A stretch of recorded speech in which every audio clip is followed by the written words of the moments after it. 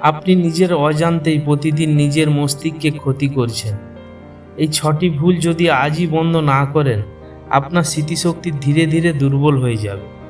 1 নম্বর, সকালে না খেলে ব্রেন পর্যাপ্ত গ্লুকোজ পায় না, ফলে মনোযোগ কমে যায়, শরীর দুর্বল লাগে, আর দীর্ঘদিনে শরীর নিজের শক্তির জন্য টিস্যু ভাঙতে শুরু করে।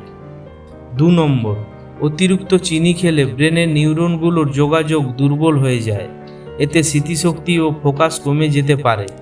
3 নম্বর, রাতে ফোনের নীল আলো মেলাটোনিন কমিয়ে দেয়, ফলে ঘুম খারাপ হয় আর ব্রেন ঠিকমতো রিফ্রেশ হতে পারে না। 4 নম্বর, দুঃখ বা চাপ ভিতরে জমিয়ে রাখলে মানসিক চাপ বাড়ে, যা ধীরে ধীরে ব্রেনের উপর প্রভাব ফেলে। 5 নম্বর, মাথা ঢেকে ঘুমালে অক্সিজেন কম পায় আর কার্বন অক্সাইড বেশি জমে, যা শরীরের জন্য ভালো না। 6 নম্বর, দীর্ঘক্ষণ নাড়াচড়া না করলে ব্রেনে রক্ত চলাচল কমে যায়, এতে চিন্তা করার ক্ষমতা ও এনার্জি কমে যেতে পারে। আপনি কি আপনার মস্তিষ্ককে সুস্থ রাখতে চান?